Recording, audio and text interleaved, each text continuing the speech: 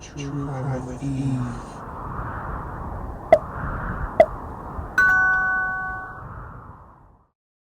Disclaimer, disclaimer, read all about it. Hey everyone, it's your girl True Crime with Eve. We are going to discuss the Michael Vaughan case Twitter space from December 19th, 2021, where we review the timelines that were discussed at this point in time. This is part 2 of 4 of the series. Put your comments below if you're watching the replay, and if you're in chat, ask away. And go ahead and hit that thumbs up for your girl Eve.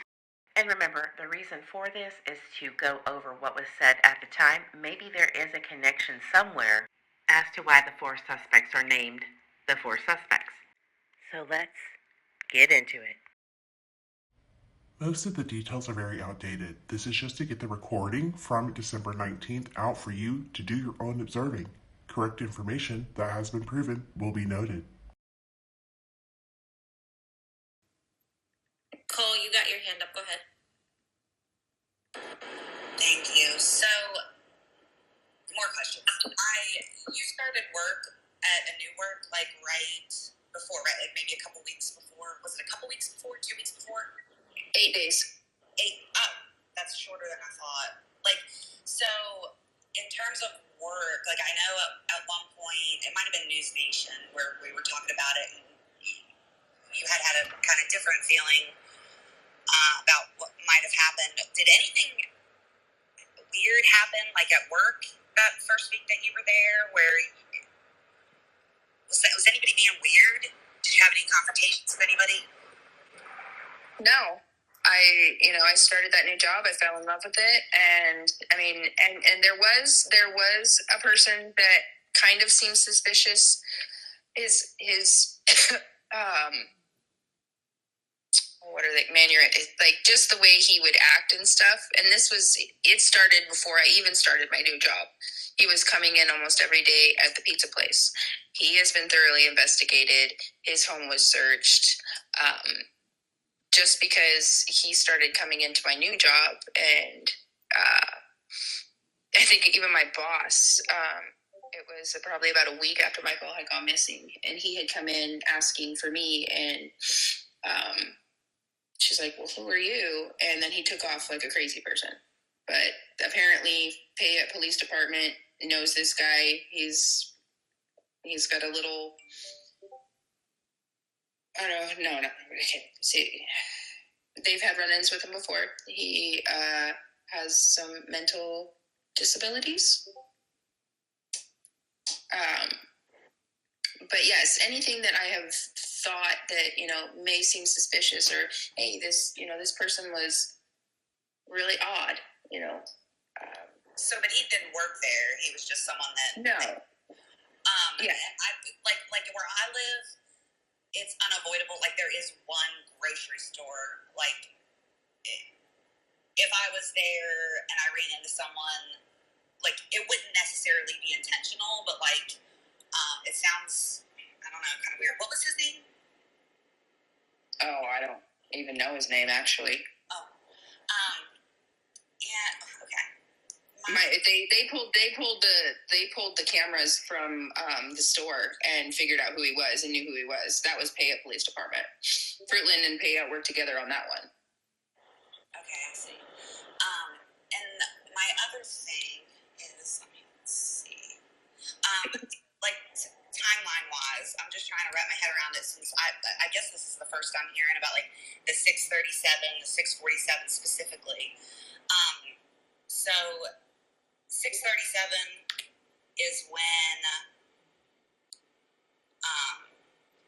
the neighbor saw him, like, with their eyes. Their eyes. Okay. Told him that the kids weren't home and that they couldn't play, or he needed to go home. Watched him walk in front of our mailbox, in front of our house, in front of our yard, and then left to the store. So was there a few neighbors that saw him? Like, did he knock on multiple doors? I thought I heard that. Yes, he did. After that, or was that the last person that he stopped at? After that.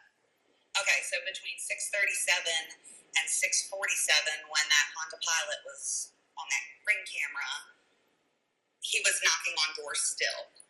Correct. And then, when did Tyler call you? 7:04 p.m. And then at 7:10, who called 911? Tyler? Yes. I didn't know if it was another one of those, like, because me as a mom, I don't know. I honestly don't know. I mean, I was home when what happened to me happened, but I feel like I would be calling 911, so I wanted to be clear that he was the one that called, because when did he realize that he wasn't in the house? After I thoroughly searched the house. What is it? I turned the house upside down. I figured that's kind of what I'm trying to figure out, is like how many minutes between like realizing he was gone, like to figure out how far he could have gone. I don't know. I probably walked out of the house at about 7 o'clock, which is about the same time Kira left. Yeah. So, and I probably, I don't know, 8 to 10 minutes between outside and inside, maybe. Okay.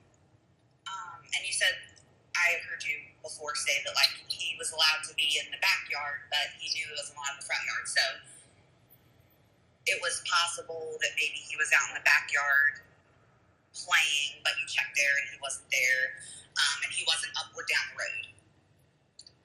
I saw he wasn't in the backyard, and I assumed he was inside playing with his brother or something.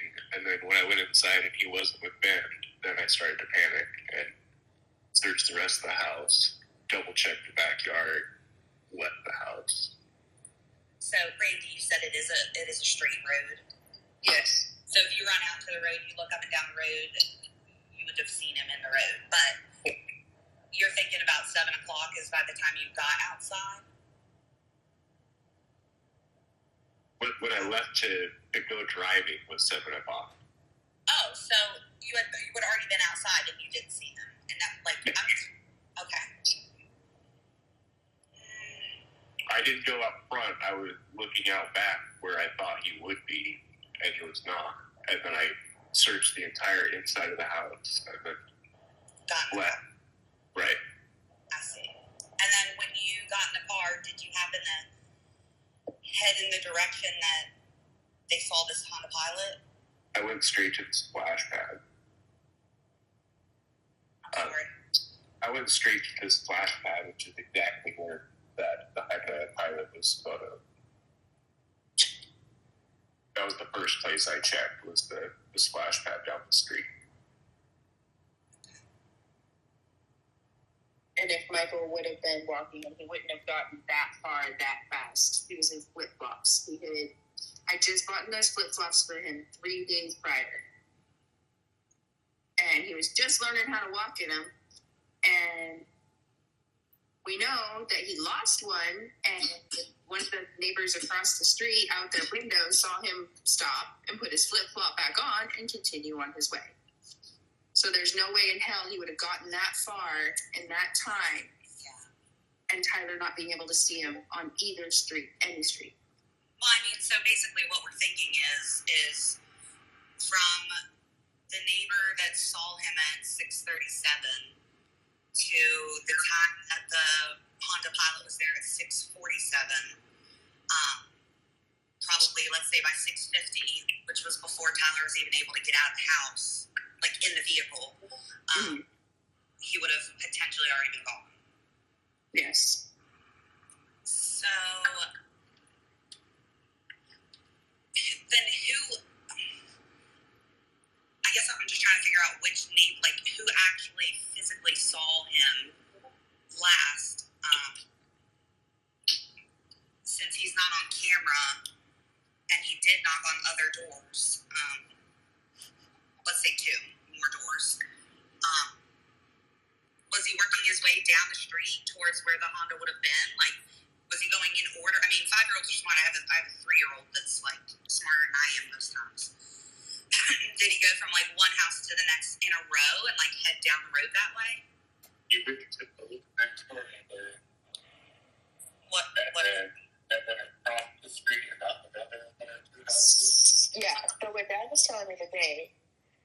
because the old couple over there, not these ones that saw him put a sandal back on. I didn't know they saw him too. They saw him. Yeah, right across the street were the ones that saw him with the sandal. The ones next to them, the old guy that can't stand up straight, yeah, him. They saw Michael. But they saw Michael coming back this way. So he probably went and knocked on the door with the other trampoline and the swing set. They got the 2-year-old down there, right? They're the ones that did the shirts and everything.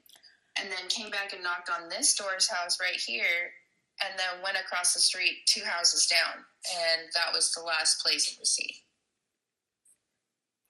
So how many people, with what you just found out about these other people that saw him, the man that can't stand up straight, how many neighbors total saw him? 1, 2, 3, 4, 5, 6. So he knocked on 6 doors? No, he didn't knock on 6 doors. They seen him,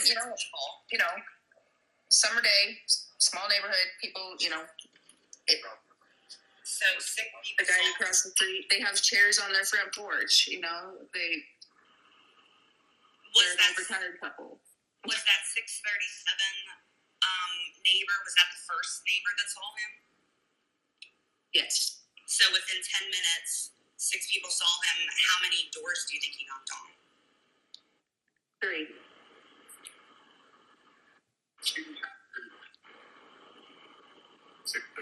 Yeah, 2 doors after the 637. So 3 total. Yes. Okay. So somebody else, Danielle can. Because he knocked on their door, and their door, and he went there first.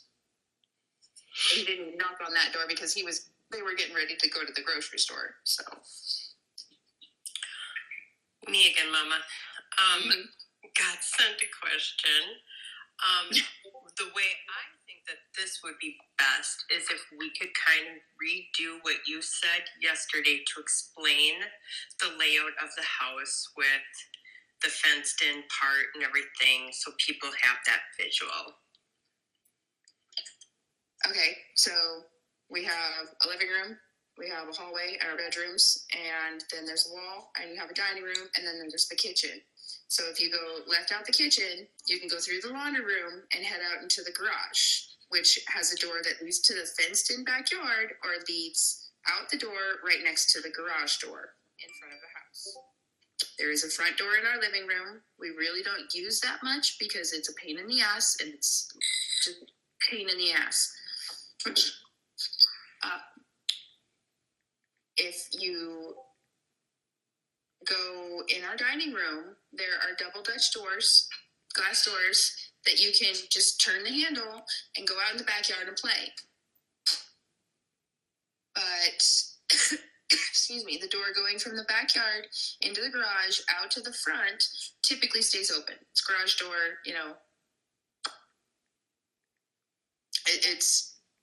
we don't really use that door. It's like a walkway.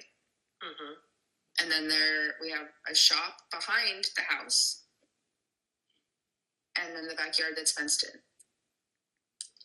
And did I say that all right? Yep. So that would kind of describe the journey that Monkey takes. It's not just a hop out and a door and oops, I'm outside in the free world. No. So yeah. So that's what I'm trying to get this question. Yeah. No. He would have went into the backyard. He would have had to have gone in the backyard because the laundry room door is a pain in the ass to get open. So he would never use that door. Mm-hmm. And when you open it, it sucks all the doors in the house, so you would hear it. You feel it when you hear the doors rattle, the bedroom doors. Yeah. So he would have had to have gone out the door in the dining room, went outside to play. It's not loud. It's, sometimes they don't even really close it all the way behind themselves. Mm-hmm. And the other important thing that I think that should be reminded is that there's 2 older kids in the house. Yes. Yep. This wasn't... Dad's just changing baby and getting a pizza. And older kids doing their older kid stuff. A monkey decides to be monkey. Yep. And I have friends. I'm like, I had my two boys, and I lived in a cul-de-sac. So you guys live in a city that is about the population of one of our city high schools is your whole. And I feeling in the suburbs safe in a cul-de-sac and having 4 kids, my 2 boys would run out. And it wasn't even my 2 boys. I had a neighbor's kid just pop up. Like I went and woke my daughter up for a nap, and our neighbor's son was in her crib. So this happens, is my whole point. It's, and then when you've got a community the size of a high school, I mean, so I just got these questions. I want to put that so everybody has this visual. Yeah. Yes. Okay. I'm gonna mute mine. If I didn't get them all answered and you want more, otherwise, I'm open to answer whatever I possibly can. okay. I'm perfectly okay with that because I'm tired of the speculation. The focus needs to be Michael. So if this information needs to be said, then this information needs to be said. But I'm hoping it's showing more of a clear picture of, how our life is, how that day went. So I'm hoping that I'm making it clear enough for everyone. Nicole, go ahead. You got your hand up. I hate to keep asking, but, like you said, and I was just thinking that whenever you said it, like, I'm pretty confident that there's a lot of individuals who are really smart and, like, able to somehow produce, like, information and theories that some point, like, snaps in someone's head and people benefit. And so, we can investigate, sleuth, whatever you want to call it, all of this information, but it's much easier and it's much faster for you guys and for Michael when we can just ask you and everybody be open, and I do appreciate you answering questions. Spider, get it away. Get it away. Get it away. It's flying. Get it away. It's flying. Look at that. Get it. Sorry, I don't do spiders. Right there.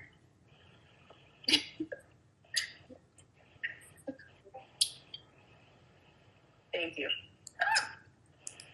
I'm gonna kill it. There was a spider that came tumbling down from the ceiling. So, was there 2 dark-haired men? Yes. One was a jogger, which came forward. He was wearing no shirt. Yes. The other man had dark facial hair, dark hair, a white t-shirt, and black shorts. Now, as much as I don't know why I haven't asked, to be honest with you, why they haven't released a picture of that man. Maybe because it's, a privacy thing. I don't know. But you figured if you were in this area, you knew what was going on. There's no way in hell. If you don't know what happened that night, you're living under a fucking rock. Like, Michael's face is literally on every single pole, every single door, for a 15-mile radius, at least, at the very least. And I'm not exaggerating. So, for you not to come forward, I don't know what that's all about. I really don't. Some people, they don't want to get involved. They don't, or maybe they were doing something they weren't supposed to, but it was completely unrelated. So, there's... But you're talking about, like, the ring camera, right? But, like, was this other man caught on the ring camera? He was, right? So this was on not the ring camera, but the CCTV. And they watched him walk through. It's there's cameras all around this duplex, and it's right across the street on the top of 8th. When you come in on 8th Street, and then the ring doorbell camera that picks up the vehicles, the side vehicles, and see where they can turn, but then loses sight of them as they can't see them when they go left. If they go down left Whitley, but it's a dead-end drive. Unless you live down there, there's no reason to be down there. Right. So those are the 2 points where they have cameras, and they watched that man walk through the park, through the splash pad, through the park, and down below to the there's like a field, and then they say drainage system, and it's a canal, and then there's a hill, and on top of the hill there's houses and a few businesses behind it. I'll walk and video all of this so everybody can see. Yeah, just to give you a visual of what this is, but unless you lived over there or you were doing something shady, there's no reason to be back there. And like the people that live back there or own the property back there, like I would assume that law enforcement asked, if they had any visitors. Yep. And nobody had, right? Correct. There was a lady out there walking down the hill to the canal, and her legs were literally bleeding because of all of the goat head bushes, and because people were screaming in that field, and it was, what's going on? There's a 5-year-old boy missing. We're trying to find him. His name's Michael. He answers the monkey.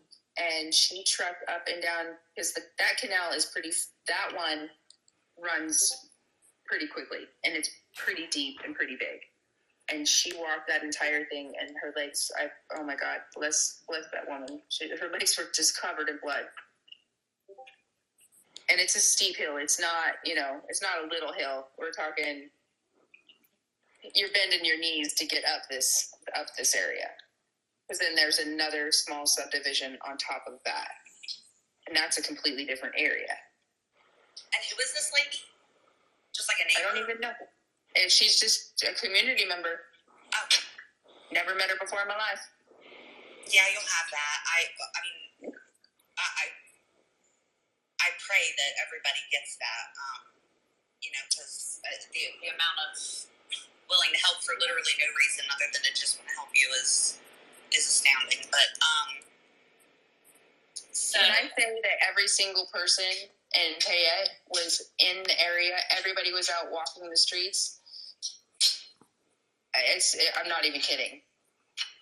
Cars literally lined the streets like it was a parade.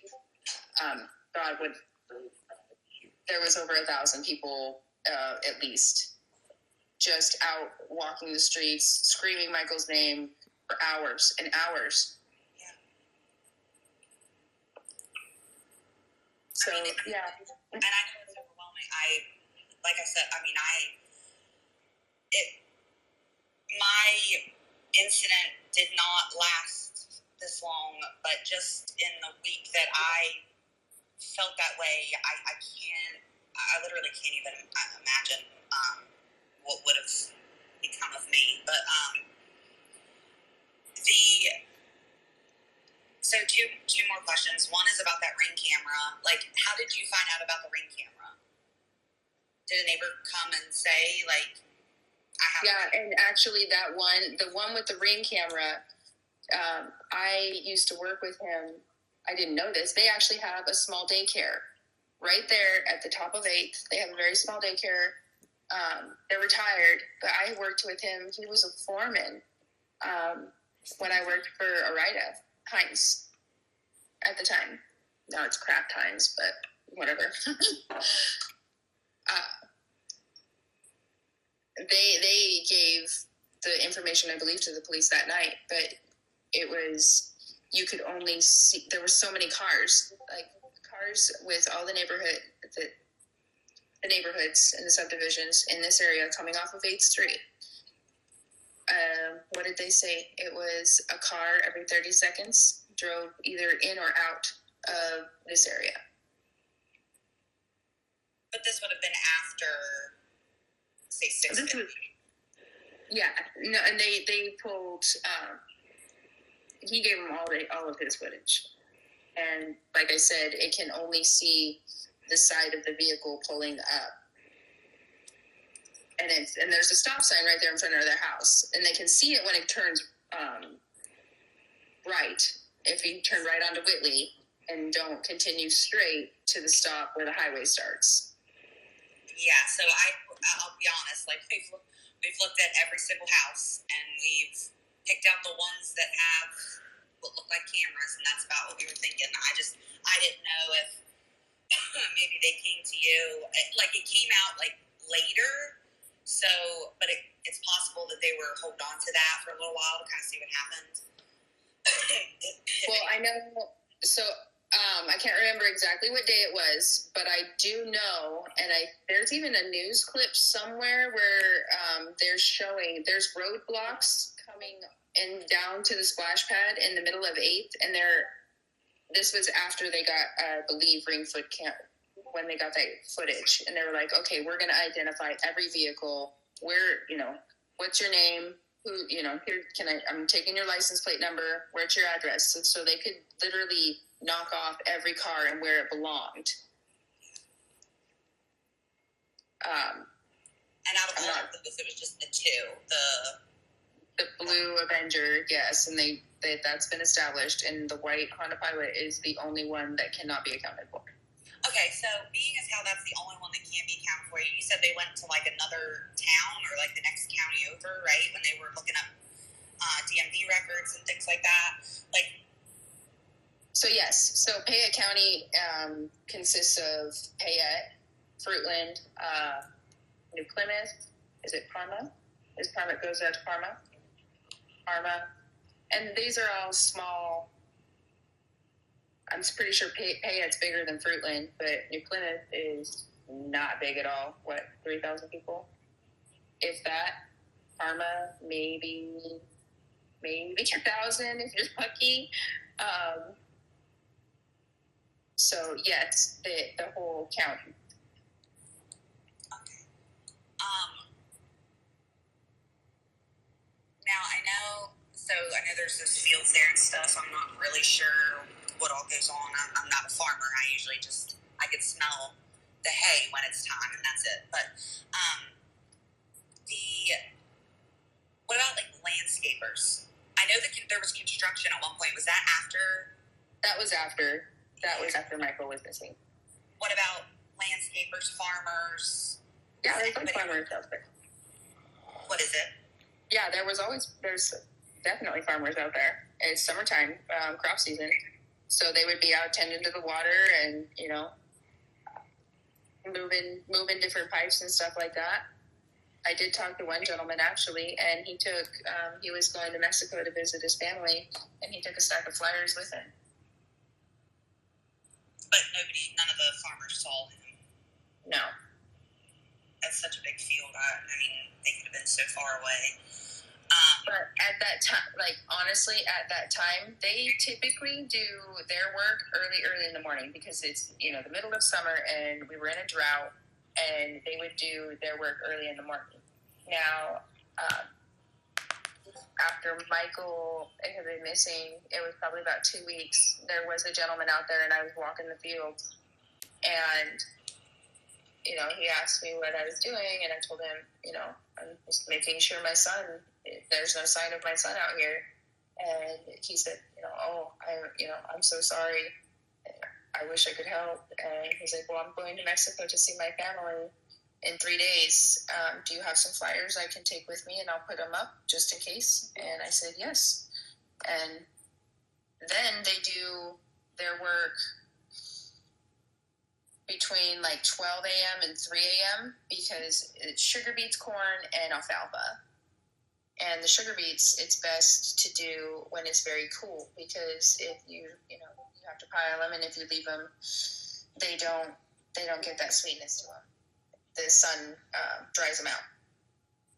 So they do their farming. It feels like a train is going through 9th Street, but it's actually these huge machines that are going through the sugar beet field, and it's vibrating every house down the street.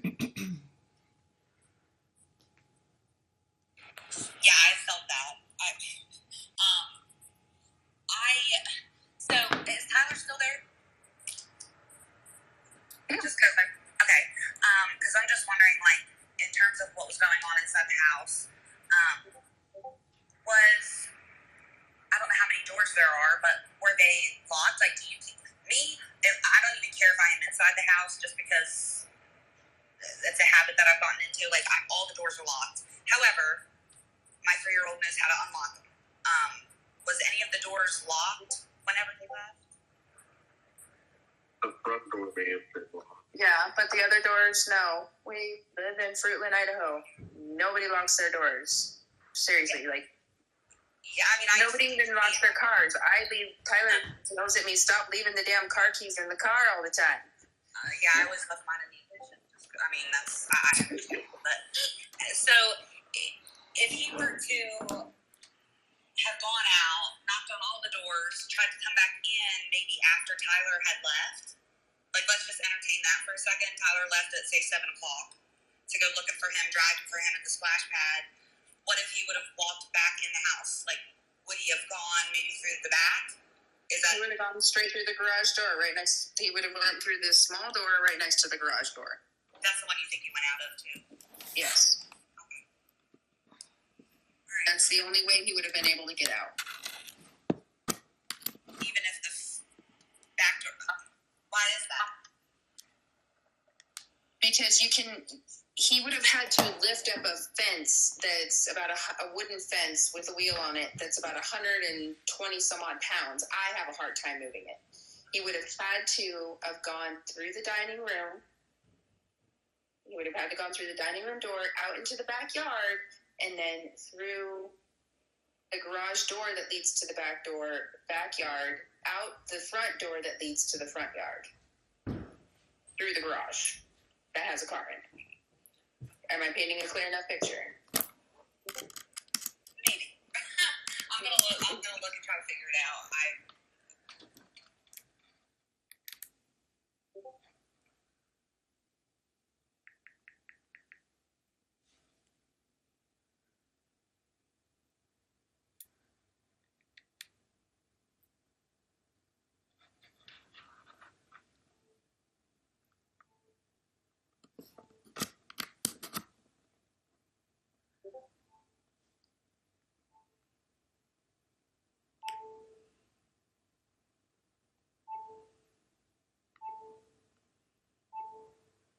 A quote that you had believed you and your family were being watched.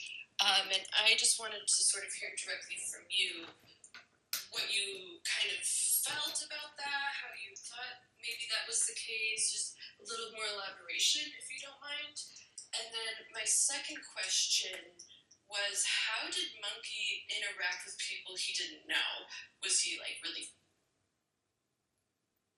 Also very cautious because we've told him, about strangers.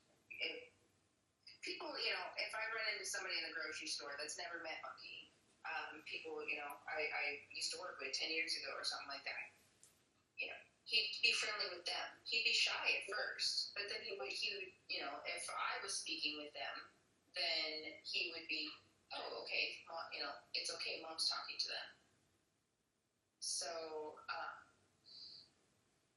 the feeling of somebody watching us, I tried to be detective. I went down Whitley and I sat and I stared down our block. I could see everything that was going on, all the way down to the neighbor on the very end of the street. I could see what she was doing in her yard, not very clearly, but it would have been, I was trying to think like a criminal. Like, was it a crime of opportunity? Was somebody watching us? I mean, nothing actually stands out to where I know that for a fact, but that's where my brain went. The captain, seeing me the one morning, because I was crying, I was trying to figure out, I'm trying to make sense of how this was possible. So I've been looking at every aspect, and, we don't have a very different routine. I I go to work at 12:30, typically get home at 9, and Tyler would go to work at 7 a.m. and get home at 5 when we had a babysitter, certain days when our work paths crossed. We would take our nightly, we would play out in the backyard and play football, and once it was cool enough, we would walk around the block, we'd go around to Arizona, we'd hit 8 because he loves the sidewalk and that has the big step that he can balance on all the way down, and then you can cross the street, keep going down the street to the park and the splash pad, or turn left on the Cornwall Way, or right onto Washington to come back on the 9th to go back to our house. Now, if you go left on Washington and there is a dead-end road, and there's a huge canal and there's a couple trees, and on the other side of that is Whitley Drive. So I stood out there for 20, 30 minutes, and nobody paid a lick of attention to me. You could sit out there with a car and pretend you're talking on a cell phone and be staring down the road trying to figure something out. That is me trying to manifest answers, trying to make sense of everything. So that's where that statement comes from. Because I honestly have no damn idea. But how easy would it have been for somebody? Tyler said it once. There's kids everywhere. Kids are always on the roads, riding bikes up and down. It would have been perfect. It's on the outskirts of town. There's a splash pad. Just trying to think of anything possible. Does that make sense with all that? Sorry. No, you did, and I appreciate you clarifying that and just sort of a feeling that you had, like you said, kind of doing your own investigation work, and also clarifying just how he would act if a stranger were to approach him. Also, it's just helpful to understand that as well, so thank you. Thank you. Nick, go ahead. Hi, Brandi. How are you? I'm okay. Fighting the cold. Yeah, I'm sure you're exhausted. And I hate to be redundant. I'm just, in my head, I'm trying to make sense of one thing that Nicole had asked before. So I understand at 6:37, we know that one neighbor saw him walking. My question comes to when you say that after 6:37, we know that he knocked on more doors. Is that, did those neighbors happen to open the door to him, and that's how we know that he proceeded to knock on doors? Yes. They did. And did they have conversations with him? Did they ask where he was going, what he was looking for? The one neighbor, not the one directly next to us, the one down a little bit farther, they have a swing set and a trampoline that is dug into the ground. Michael knocked on their door and asked if he could play, and they told him to go ask his mom, which was weird because he's never played there before, ever. He's never played there. And then, from what we've learned, he came back towards our house, knocked on the neighbor's door that's directly next door, and she said, no, the boys aren't home, I'm sorry, go home. And she closed the door apparently. She did come talk to me. I think she's like, I'm so sorry, I watched them walk back to the yard. And that's when, I guess, the elderly couple must have seen him across the street. And he went down the street, what is that, the third house, down from us on the right-hand side of the road, if you're going east. So he went back down the road again? Yeah. Okay. And that's the elderly couple, because that was my next question, is how do we know he was wearing sandals, and at what point was that witnessed? So this all took place after 6:37. So technically, he was seen after 6:37 by three other people. Yes. Do we have a more accurate time as to when he was actually last seen? I can go knock on every neighbor's door. I'm sure they're probably sick of it, but I'm sure. They won't talk to me. Yeah.